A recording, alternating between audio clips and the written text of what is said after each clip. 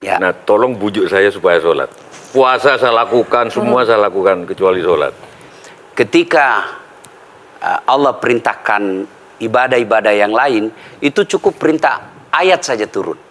Allah perintah haji, ayat saja turun. Allah perintah puasa, ayat saja turun. Allah perintah bayar zakat, ayat saja turun. Tapi ketika Allah perintah sholat, tidak boleh ayat turun. Nabi dijemput oleh dua malaikat, kemudian diajak naik, ketemu dengan Allah untuk menerima perintah ini. Kenapa? Karena perintah ini sangat penting. Mas, saya boleh dagang, bayar zakat sambil nyanyi. Saya boleh haji sambil nyanyi. Tawaf, labbaik Allahumma labbaik, labbaik la syarika laka labbaik. Boleh. Ya, saya bayar zakat boleh sambil nyanyi. Begadang jangan begadang. Kenapa? Sholat tak boleh. Allahu Akbar. Darah muda, darahnya pada batal sholat saya. Kenapa? Inilah puncak penghambaan kepada Allah. Jadi puncak penghambaan kalau saya meraku hamba, sholat. Yang paling mulia dalam tubuh kita, kepala. Adik-adik bercanda dipukul pantatmu masih senyum. Dorong dadamu masih senyum. Tapi jangan bercanda pukul kepalamu. Tak, kau pukul kepala saya pasti saya marah. Kenapa? Harga diri di sini.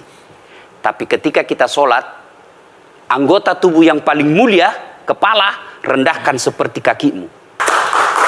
Kita akan masuk ke next block. Ini penting. Kalau saya sudah mulai ini. Oke. Ya, karena kalau ketika saya mau sholat, saya melihat banyak koruptor sholat. Ya. Saya melihat banyak orang sholat yang kalau saya ajak ngomong main HP, nggak punya adab. Yang paling enak memang sholat tidak korupsi. Yang paling nyaman memang, paling ideal sholat jujur. Tapi wala talbisul haqqa bil batil, kata Allah. Allah tidak mencampurkan antara hak dan batil. Sholatmu beda, puasamu beda, maksiatmu beda. Itulah sehingga Allah hadirkan dua malaikat, Rakit dan Atid, mencatat yang baik di baik, yang salah salah. Tapi ini setan kan tidak membiarkan itu. Maka setan masuk. Nah, dia sholat tapi dia korup. Tapi Allah Maha Adil, maka ditimbanglah nanti mana yang lebih banyak, kebaikanmu atau keburukanmu. Kalau dia baik amalnya tapi tidak ada sholatnya, sia-sia. Kenapa? Passwordnya kebaikan itu, kuncinya itu adalah sholat. Ustadz ketika naik haji, naik pesawat, pesawat itu mungkin dibikin orang yang nggak sholat. Iya, betul. Terus gimana dong? Nah, kursi itu mungkin dibikin orang yang nggak sholat. Iya, betul. Terus? Nah, bagi orang yang tidak sholat itu, Allah nanti perlihatkan amalnya. Yang ciptakan listrik ini luar biasa amalnya. Iya. Saya bisa dakwah karena ada mic. Iya. Dan mic itu dari orang non-muslim yang ciptakan. Maka Allah nanti pamerkan. Ini kau punya amal. Ini 10 guda, 10 miliar kau punya amal. Mana passwordnya? Mana kuncinya? Kuncinya itulah sholat. As-sholatu imanuddin, as-sholatu miftahul jannah. Sholat itu kunci kebaikan, sholat itu tiangnya agama. Sebuah bangunan, dia bisa berdiri tanpa dinding.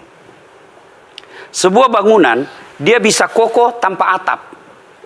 Tapi ketika bangunan tidak punya tiang, pasti tidak kokoh. Tiang itulah dalam agama sholat. Dia tidak husuk, tidak ada urusan. Allah tidak hitung kamu husuk atau tidak. Kamu datang deh sujud sama saya. Ya. Sudah sholat, idealnya dia bersih. Karena tidak mungkin sholat kalau dia tidak wudhu. Tapi kok ada orang sholat tapi jorok. Buang sampah sembarangan. Itulah keberhasilan setan menggoda kita. Itulah sebabnya kita minta perlindungan kepada Allah. Kenapa ketika melontar 3 jumroh? Orang haji kan melempar 3 jumroh. Satu tiang, 7 batu. Kenapa tidak dikumpul saja itu? Satu kali lempar, tak, tak, tak. Kenapa? Kenapa mesti 3 hari dan kenapa mesti 3 titik? Itu pesan moralnya, melawan setan itu perlu napas panjang. Dengar azan, jangan pikir setan, dia tebar itu. Tidak usah kau sholat, nanti kau tua. Anggaplah pergi sholat. Setan menyerah, tidak. Buru-buru kamu, buru-buru. Akhirnya apa? Wudhu tidak sempurna.